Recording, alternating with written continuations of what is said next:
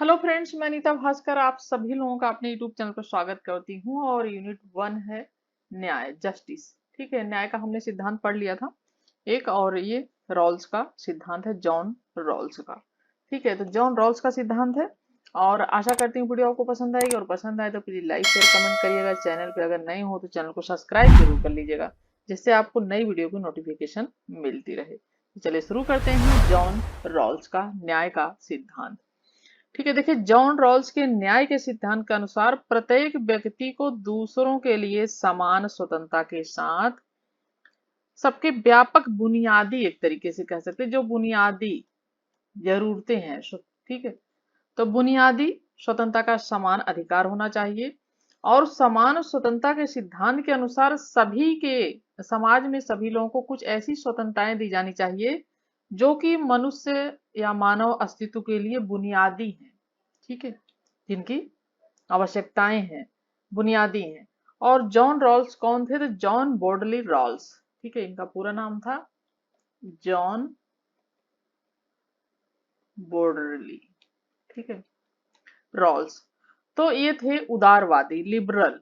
और जो है उदारवादी परंपरा में एक अमेरिकी नैतिक और राजनैतिक, ठीक है, और दार्शनिक, एक फिलासफर थे यानी। और रॉल्स को 20वीं सदी के सबसे प्रभावशाली राजनीतिक दार्शनिकों में से एक माना जाता है। और वह तर्क और दर्शन के लिए शौक पुरस्कार 1999 और राष्ट्रीय मानकी पदक 1999 के प्राप्तकर्ता भी उन्हें दिया गया है। और उनके राजनीतिक जो दार्शनिक प्रकाशन, ये थ्योरी ऑफ जस्टिस 1971 के लिए उनको जाना जाता है। ठीक है, तो इतनी सारी मेन पॉइंट्स चीजें अब हम पढ़ेंगे जो है जॉन रॉल्स के सिद्धांत। ठीक है, तो जैसा कि जॉन रॉल्स उदारवादी थे और उपयोगितावाद के, यूटिलिज्म के घोर विरोधी थे। और जिसमें यह माना जाता है कि न्याय संगत या निष्पक्ष कार्य वे हैं जो लोगों के लिए बड़ी मात्रा में क्या लाते हैं? अच्छाई लाते हैं। ठीक है, और उन्होंने उपयोगितावाद की निंदा की, क्योंकि उनका मत था कि यह सरकारों के लिए ऐसे तरीकों से कार्य करने का मार्ग प्रशस्त करता है, उपयोगितावाद, जो बहुसंख्यक यानी बहुतों को खुशी देता है, लेकिन अल्पसंख्यक जो है, माइनॉरिटी जो है, उनकी इच्छाओं और अधिकारों की क्या करता है? उपेक्षा करता है। इसीलिए ये उसके विरोधी थे।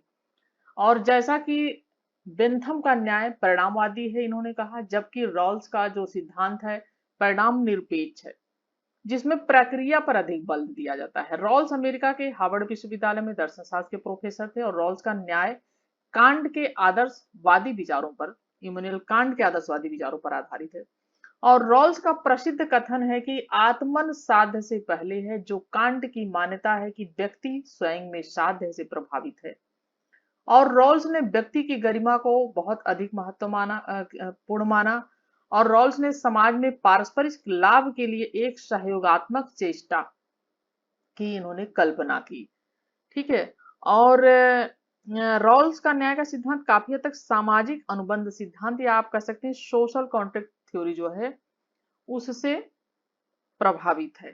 ठीक है, सोशल कॉन्ट्रैक्ट थ्योरी जो है उससे प्रभावित है। और जिसकी व्याख्या एक जो है इमैनुअल कांट है, दार्शनिक, उन्होंने की है। और सामाजिक अनुबंध सरकार और शासित लोगों के बीच एक काल्पनिक समझौता है। ठीक है, और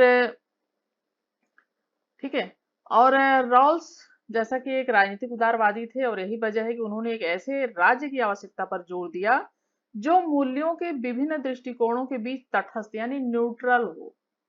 ठीक है, और वह अपनी अवधारणा को न्याय की निष्पक्षता कहते हैं। क्या कहते हैं? न्याय की निष्पक्षता कहते हैं ये। ठीक है, अपनी अवधारणा को। और उनका तर्क है कि यदि समाज के सभी लोग एक साथ मिलकर स्वयं को शासित करने के सामूहिक सिद्धांत बनाते हैं, तो परिणाम ऐसे नियम होंगे जो लोगों के कुछ वर्गों से प्रभावित होता है। ऐसा इसलिए क्योंकि समाज में विभिन्न प्रकार के लोग मौजूद हैं, वे अमीर, गरीब, शिक्षित, अशिक्षित सभी हो सकते हैं। और ऐसी विविधता भरे लोगों के विचारों और रुचियों में भी मतभेद होना लाजमी है, क्योंकि जो पढ़ा लिखा व्यक्ति है जो वो अलग होगा, जो गरीब व्यक्ति है उसके विचार अलग होंगे, जो अमीर है उसके विचार अलग होंगे, जो मिडिल फैमिली है उसके विचार अलग होते हैं, शिक्षित अशिक्षित का तो होता ही होता है। तो ये सारी चीजें हैं। तो ये मतभेद अंत तक क्या करते हैं, एक ऐसी स्थिति को जन्म देंगे जिससे लोगों के प्रभावशाली वर्गों के जो हित हैं उनको संतुष्ट करने के लिए न्याय से क्या किया जाता है, समझौता। ठीक है, समझौता किया जाता है, अंततः फिर क्या होता है, न्याय नहीं मिलता है, इनका कहना है। ठीक है, और सभी के लिए न्याय प्राप्त करने के तरीकों को पता लगाने की कोशिश करते हुए रॉल्स ने एक काल्पनिक पद्धति, सिनेरियो जिसे कहते हैं, ठीक है, सिनेरियो, तो एक काल्पनिक परिधि सिनेरियो का प्रस्ताव रखा जहां लोगों का एक समूह अपने या दूसरों के सामाजिक, आर्थिक, शारीरिक या मानसिक कारकों से अनभिज्ञ होकर अपने लिए कानून बनाने के लिए एकजुट होकर आता है। और इस परिकल्पना के पीछे उनका विचार यह था कि ऐसी परिस्थिति में सभी समान होंगे, नियम निर्णय समाज के विशेष वर्गों जो है यानी सेल्फ स्टैंडर्ड्स यानी इच्छाओं से प्रभावित नहीं होगा। फिर न्याय के सामूहिक विचार के भीतर सौदेबाजी की शक्ति में जो है पदानुक्रम नहीं होगा, और इस राज्य के तहत सभी के बीच बोझ और जो है लाभ का समान बंटवारा भी होगा। ठीक है, तो रॉल्स का न्याय कांट के आदर्शवादी भी सिद्धांतों से प्रभावित है। उसने कांट की इस मान्यता को स्वीकार किया कि व्यक्ति स्वयं में साध है, इसलिए उन्होंने कहा कि आत्मन साध से पहले है। और रॉल्स के लिए प्रत्येक व्यक्ति का महत्व समान ही है। रॉल्स ने बेंथम के जो न्याय के मूल आधार को अस्वीकृत कर दिया। इन्होंने बेंथम ने अधिकतम व्यक्तियों के अधिकतम सुख को ही न्याय का मूल आधार बना, पहले मैंने कई बार पढ़ा भी है। और जैसा कि बेंथम जो है वो उपयोगितावादी विचारक हैं, ठीक है, जिन्होंने कहा कि कोई राज्य सुखी है या लोग वहां के सुखी हैं, वो इस बात से पता लगाया जा सकता है कि वहां के कितने अधिक लोग सुखी हैं। और उन्होंने इसमें कहा कि अधिकतम और न्यूनतम यानी एक तरीके से एक पैमाना होना चाहिए, एक मात्रा होनी चाहिए जिसमें कि अधिक लोग किस उसमें सुखी हैं, और एक तरफ सुखों की मात्रा होनी चाहिए, एक तरफ दुखों की। अगर अधिक मात्रा अधिक है सुखों की, तो यानी अधिक है, तो इसका मतलब है कि वो सब सुखी है, वो राज्य सुखी है। लेकिन इन्होंने इस न्याय को, इस जो है धारणा को इन्होंने इसका विरोध किया कि यानी अगर अधिकतम लोग सुखी है वहां पे, तो जो माइनॉरिटी यानी कम लोग है, जो अल्पसंख्यक किसे कहते हैं, जिसे हम अल्पसंख्यक कहते हैं, तो वो लोग कहाँ जाएंगे, वो लोग तो दुखी हैं, तो इसका ये कैसे न्याय होगा। ठीक है, कैसा कैसे सुखी हो सकता है। तो ये चीज इन्होंने कही। तो बेंथम के उपयुक्त न्याय का समर्थन इन्होंने नहीं किया, और इसका इन्होंने रॉल्स ने क्या किया, खंडन किया। ठीक है, और जिसका रॉल्स ने क्या किया, इसका खंडन किया है और इसका समर्थन नहीं किया है। ठीक है, नहीं किया है इन्होंने। और रॉल्स का न्याय सिद्धांत की मूल विशेषताएं, ठीक है, तो रॉल्स ने न्याय सिद्धांत अपनी प्रसिद्ध रचना, ठीक है, अपनी प्रसिद्ध रचना ए थ्योरी ऑफ जस्टिस 1971 में दिया। और रॉल्स ने न्याय को फेयरनेस कहा। रॉल्स ने ए जस्टिस एज फेयरनेस ए रेस्टेटमेंट 2001 नामक रचना इन्होंने लिखी। इसका मतलब होता है पुनर्कथन। ठीक है, इसका मतलब पुनर्कथन होता है। ठीक है, रेस्टेटमेंट का। और इन्होंने 2001 नामक रचना लिखी। और रॉल्स के अनुसार न्याय समाज का सबसे मुख्य और प्राथमिक गुण है।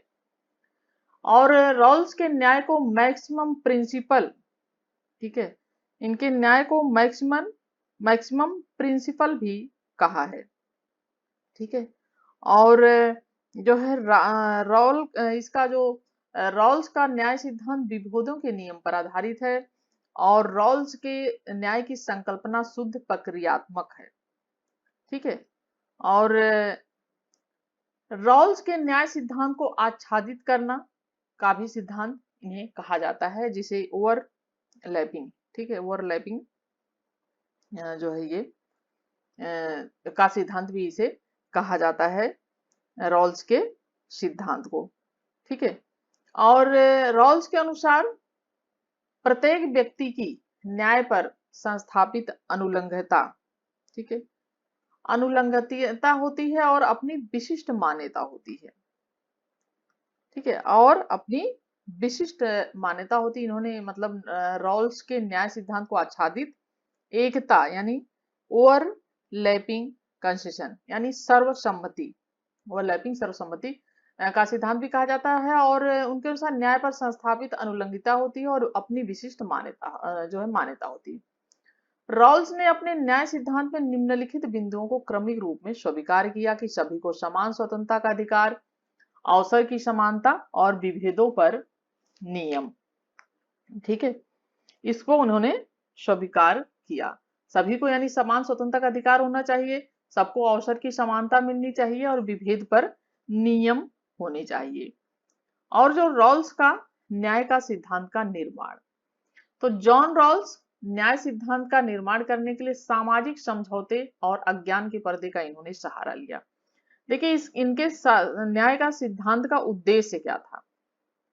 ठीक है, रॉल्स के न्याय के सिद्धांत को जो है रॉल्स का उद्देश्य एक सुव्यवस्थित समाज के निर्माण का रास्ता खोजना था। किसका? सुव्यवस्थित।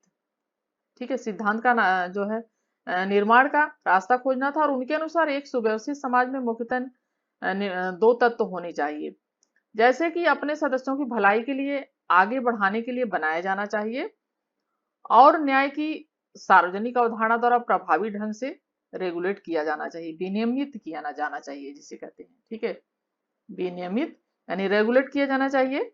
और एक ऐसा समाज होना चाहिए, दूसरा पॉइंट, कि एक ऐसा समाज होना चाहिए जिसमें सभी लोग स्वीकार करें और जाने कि अन्य सभी लोग न्याय के समान सिद्धांतों को स्वीकार करते हैं और बुनियादी सामाजिक संस्थाएं उन सिद्धांतों को संतुष्ट करती हैं।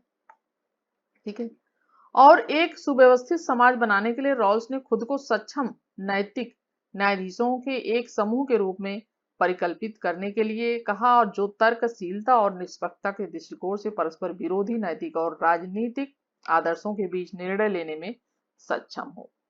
ठीक है, और दो काल्पनिक उपकरणों द्वारा सुगम बनाया गया है इसे, और मूल स्थिति और अज्ञानता का पर्दा। ठीक है, और रॉल्स के अनुसार न्याय की परिस्थितियां सामान्य परिस्थितियां होती हैं जिसमें मानवीय सहयोग और जो है संभव और आवश्यक दोनों ही है। ठीक है, मूल स्थिति क्या है? मूल स्थिति, मूल स्थिति मतलब जैसा कि पहले चर्चा की गई कि जॉन रॉल्स ने अपनी पुस्तक ए थ्योरी ऑफ जस्टिस के काल्पनिक परिदृश्य की कल्पना कर कहा, जहां लोगों को एक समूह द्वारा अपने समूहों के सामाजिक, आर्थिक, शारीरिक, मानसिक कारकों से अनभिज्ञ होकर अपने लिए कानून बनाने के लिए एक साथ आता है। और सामान्यतः यह निष्पक्षता दृष्टिकोण की यह काल्पनिक प्रारंभिक स्थिति जिसे रॉल्स की मूल स्थिति कहते हैं। ठीक है, और रॉल्स के न्याय सिद्धांत में मूल स्थिति वही भूमिका निभाती है जो राजनीतिक दार्शनिक थॉमस, ठीक है, थॉमस हॉब्स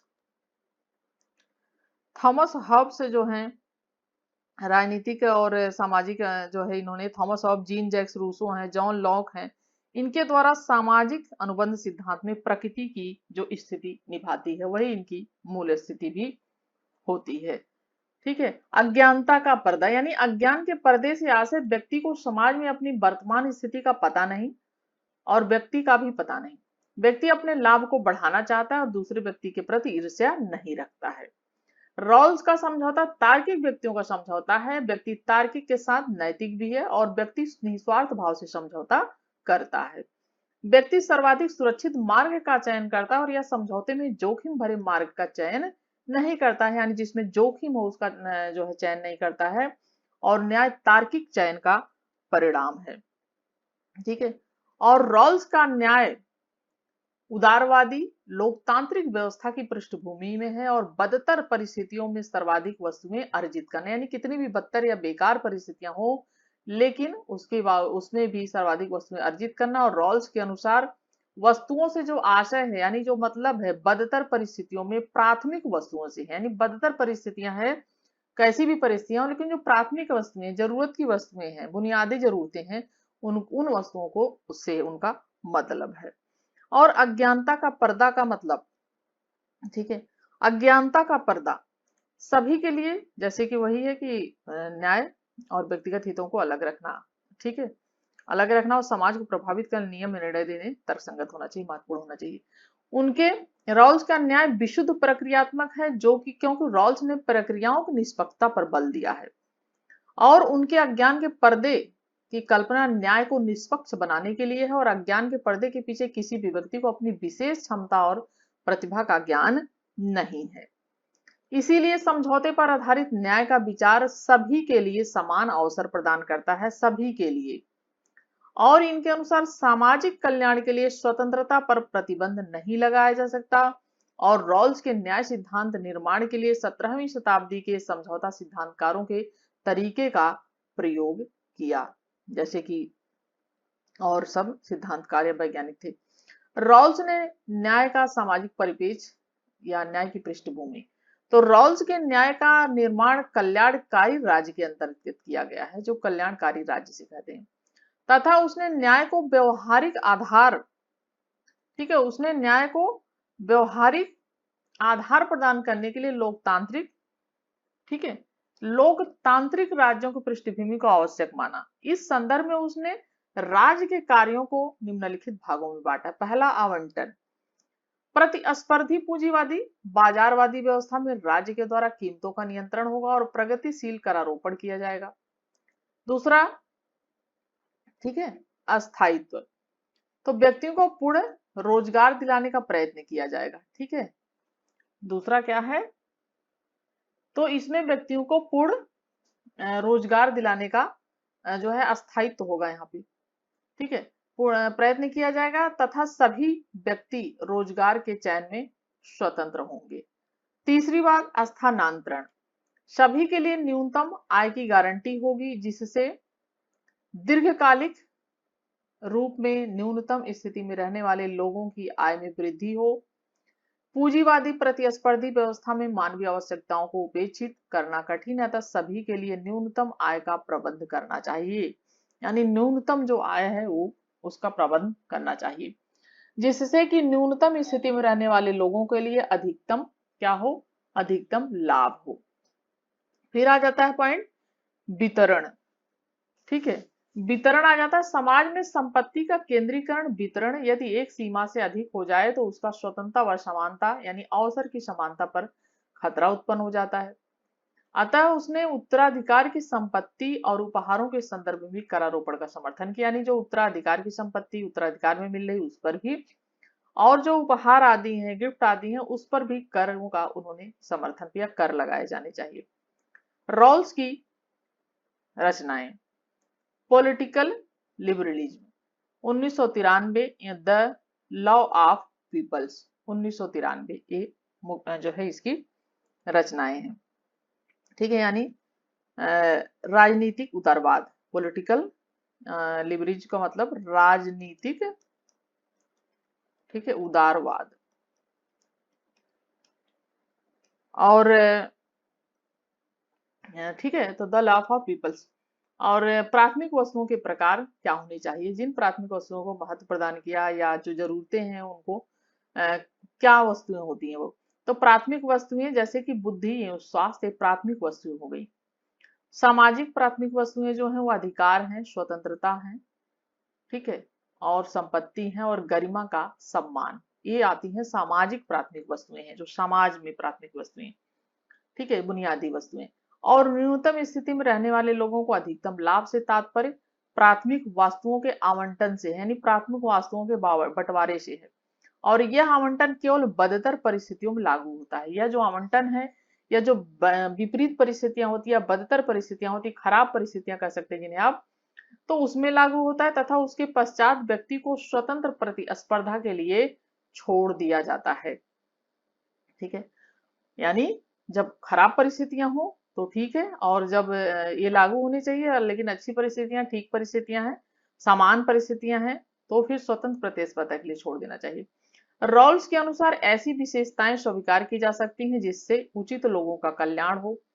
रॉल्स के न्याय को क्षतिपूर्ण का सिद्धांत भी कहा जाता है, क्योंकि प्रतिभाशाली लोगों की प्रतिभा का प्रयोग करके वंचित लोगों का कल्याण किया जाएगा, इस सिद्धांत के अनुसार, ठीक है, रॉल्स के न्याय के अनुसार। प्राथमिकता का सिद्धांत क्या है? प्राथमिकता का सिद्धांत है न्याय सामाजिक कल्याण और कुशलता दोनों में प्राथमिक है। पहला, समान स्वतंत्रता का अधिकार पहली प्राथमिकता होनी चाहिए, सबको समान स्वतंत्रता मिलनी चाहिए, चाहे कोई भी हो, गरीब अमीर, शिक्षित अशिक्षित जो भी हो। दूसरा, अवसर की समानता सभी लोगों को मिलनी चाहिए, जैसे कि हमारे संविधान में भी है अवसर की समानता, समानता, इक्वलिटी। और न्यूनतम स्थिति में रहने वाले लोगों, व्यक्तियों का कल्याण तीसरी प्राथमिकता होनी चाहिए।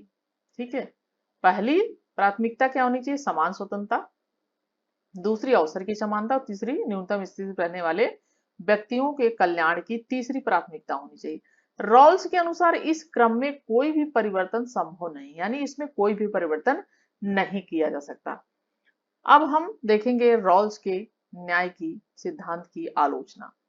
समुदायवादियों ने रॉल्स के द्वारा व्यक्ति की संकल्पना को अतार्किक और अव्यवहारिक बताया है।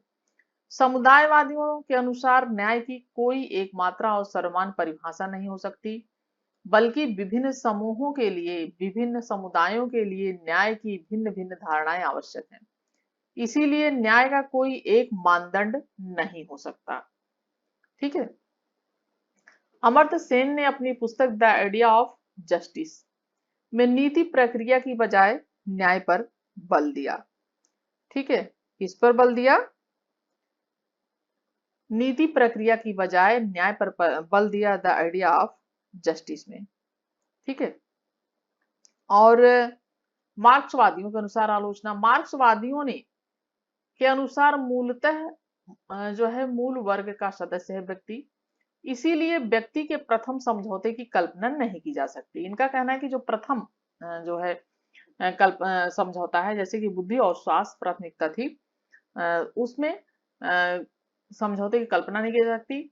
और रॉल्स का न्याय उदारवादी, कल्याणकारी, पूंजीवादी राज्य के लिए है। ये कहते हैं कि रॉल्स का जो न्याय है वो उदारवादी, कल्याणकारी, पूंजीवादी जो राज्य हैं उनके लिए है ये।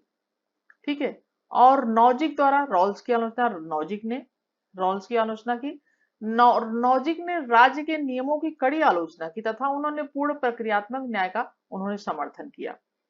नॉजिक ने पूर्णतः बाजारवादी अर्थव्यवस्था का समर्थन किया। इसके न्याय का मूल आधार है जैसा जो चयन करे, यानी जो जैसे को चयन करता है तथा जैसा जिसका चयन किया जाए। ठीक है, जैसा जिसका चयन किया जाए, जैसा जो चयन करे। नॉजिक ने न्यूनतम नकारात्मक राज्य का समर्थन करते हुए कहा कि राज्य का कार्य केवल विधि व स्वतंत्रता बनाए रखना है तथा ब्राह्य शत्रुओं से नागरिकों की रक्षा करना है। ठीक है, हमने नॉजिक के बारे में पढ़ा भी अंतरराष्ट्रीय संबंध में, यूनिट 5 में। तो यह है कि कहते हैं कि ब्राह्य शत्रुओं से स्वतंत्रता करना, राज्य का कार्य, और विधि जो है, जो कानून है और स्वतंत्रता बनाए रखना, बस इतना कार्य है। यानी जो न्यूनतम जो है ये नकारात्मक राज्य का समर्थन करते हुए नॉजिक ने कहा है। ठीक है, और इसीलिए इसने प्रगतिशील करारोपण के विकास का इसने खंडन किया, और इसने अपनी प्रसिद्ध जो पुस्तक थी, ये नॉजिक की पुस्तक है, स्टेट एनार्की ऑफ यूटोपिया में लिखते हुए कहता है कि राज्य केवल इतना करारोपण करेगा जितना विधि व्यवस्था बनाए रखने के लिए राज्य की सुरक्षा के लिए आवश्यक हो। ठीक है, तो कहता है कि सिर्फ इतना ही, ठीक है, इतना ही राज्य कर लगाएगा जितना कि विधि या जो है व्यवस्था बनाए रखने के लिए और राज्य की सुरक्षा के लिए जितना आवश्यक होगा। ठीक है, चलिए नेक्स्ट है समुदायवादियों के अनुसार। न्याय के समुदायवादी दृष्टिकोण के अनुसार सामाजिक वस्तुओं का ऐसा वितरण होना चाहिए जिससे समुदाय के प्रति व्यक्ति की प्रतिबद्धता निहित हो। इस दृष्टिकोण के अनुसार समुदाय का हित उसकी ऐतिहासिक व सामाजिक पहचान में व्यक्त होता है। समुदायवादियों ने राज्य के न्याय सिद्धांत की आलोचना करते हुए कहा कि न्याय का कोई एक सिद्धांत नहीं अपनाया जा सकता, बल्कि यह समुदाय की मान्यताओं के अनुसार अलग अलग हो सकता है। इस सिद्धांत के समर्थक मैकइंटायर, माइकल सैंडल तथा माइकल वाल्जर हैं। मैकइंटायर ने अपनी पुस्तक आफ्टर वर्च्यू में समुदायवाद के नैतिक आधार पर बल दिया है। ठीक है, और उन्होंने व्यक्ति की स्वायत्तता, ठीक है, व्यक्ति की स्वायत्तता की आलोचना की और कहा कि व्यक्ति का व्यक्तित्व उसकी सामाजिक परंपराओं में विकसित होता है। ठीक है, उन्होंने कहा कि व्यक्ति की जो उसकी व्यक्ति का व्यक्तित्व जो है उसकी जो सामाजिक परंपराएं होती हैं उसमें सामाजिक परंपराओं में विकसित होता है, जो सामाजिक परंपराएं होती हैं, ठीक है, और इसी के माध्यम से सद्गुण अर्जित करता है। मैंगिटार की दूसरी पुस्तक का नाम है हु जस्टिस बिच, ठीक है, हु जस्टिस इस बिच रेशनलिटी, ठीक है, रेशनलिटी। माइकल यानी किसका न्याय कौन सी तर्क संगता, इसका मतलब होगा किसका न्याय कौन सी तर्क संगतता, इसका जो इनकी बुक है इसका मतलब हिंदी में, तो किसका न्याय कौन सी तर्क संगतता, ठीक है। तो इन्होंने इनकी दूसरी पुस्तक का नाम है। और माइकल जे सैंडल ने अपनी पुस्तक liberalism and the limits of justice 1982 में रॉल्स की तार्किक प्रणाली की आलोचना करते हुए कहा, उनके द्वारा वर्णित विवेकशील कर्ता तथा मूल स्थिति की आलोचना की और कहा कि व्यक्ति के चरित्र को समझने के लिए उसकी संस्कृति और समुदाय की जानकारी भी आवश्यक है, ठीक है। इन्होंने कहा कि व्यक्ति की चरित्र क्या है और उसकी संस्कृति क्या है और उस किस समुदाय में रहता है, किस परिवेश में रहता है, उसका समुदाय क्या है, इन सब चीजों की भी आवश्यकता होती है, ठीक है। वाल्जर ने माइकल वाल्जर ने अपनी पुस्तक spheres of justice of pluralism and equality, ठीक है, तो इस पुस्तक में इन्होंने 1983 में उदारवादी बहुलवादी न्याय सिद्धांत की आलोचना करते हुए कहा कि न्याय का कोई सार्वभौम नियम नहीं हो सकता और न्याय के नियम के निर्धारण के लिए समुदाय विशेष में प्रचलित मान्यताओं व मापदंडों को ध्यान में रखना भी आवश्यक है। वाल्जन के अनुसार न्याय का सिद्धांत सरल समानता के आधार पर नहीं वरन जटिल समानता के आधार पर निर्धारित किया जाना चाहिए। क्या कहा वाल्जर के अनुसार न्याय का जो सिद्धांत है वो सरल समानता के आधार पर नहीं बल्कि जटिल समानता के आधार पर निर्धारित किया जाना चाहिए, ठीक है। और रॉल्स ने अपनी पुस्तक पॉलिटिकल लिबरलिज्म 1993 में समुदायवादियों की आलोचना का उत्तर दिया है। किस पुस्तक में उत्तर दिया है? पॉलिटिकल लिबरलिज्म में 1993 इन्होंने समुदायवादी जो हैं उनकी आलोचनाओं का इसमें उत्तर दिया और आच्छादित एकता का सिद्धांत दिया है, ठीक है। अमर्त्य सेन के विचार। अमर्त्य सेन ने अपनी रचना डेवलपमेंट एज फ्रीडम 1999 में क्षमताओं की समानता का समर्थन किया। इनके अनुसार लोगों की क्षमताओं में वृद्धि करने का अभिप्राय जीवन की गुणवत्ता में सुधार करना है। यानी डेवलपमेंट एज फ्रीडम में इन्होंने कहा कि इनके अनुसार लोगों की क्षमताओं में वृद्धि करने का अभिप्राय यानी उसका मतलब जीवन की जो गुणवत्ता है उसमें सुधार करना है, ठीक है। और यानी स्वतंत्रता के रूप में विकास, डेवलपमेंट एंड फ्रीडम मतलब। और लोकतांत्रिक व्यवस्था का दृढ़ समर्थन करते हुए कहा कि लोकतांत्रिक अवस्था में अकाल की घटना नहीं होती बल्कि लोकतांत्रिक व्यवस्थाओं के द्वारा आर्थिक विकास बेहतर रूप से अर्जित किए जा सकते हैं। यानी जो लोकतांत्रिक व्यवस्थाएं हैं उसके द्वारा विकास, आर्थिक विकास बेहतर रूप से उसको हासिल किया जा सकता है, अर्जित किया जा सकता है। अमर्त्य सेन के अनुसार व्यक्तियों के मध्य भिन्नताएं लिंग आयु के आधार पर निर्मित होती हैं और ये भिन्नताएं प्राकृतिक है जबकि दूसरी भिन्नताएं परिस्थितियों के रूप में उत्पन्न होती है। उदाहरण के लिए जाति और संपत्ति पर आधारित जो विषमता है, ठीक है ये। और इनके अनुसार समाज में महिलाओं की स्थिति सामाजिक रूप में अत्यंत पिछड़ी है जिसमें दलित महिलाओं की स्थिति ज्यादा गंभीर है। इनके अनुसार ब्राहा परिस्थितियां, ठीक है, यहाँ पे ब्राहा होगा, ब्राहा परिस्थितियों की विषमता अनेक रूपों में विद्यमान होती है और इनके अनुसार किसी एक क्षेत्र में विषमता संभव है परंतु किसी एक क्षेत्र की विषमता का प्रभाव दूसरे क्षेत्र में नहीं होना चाहिए।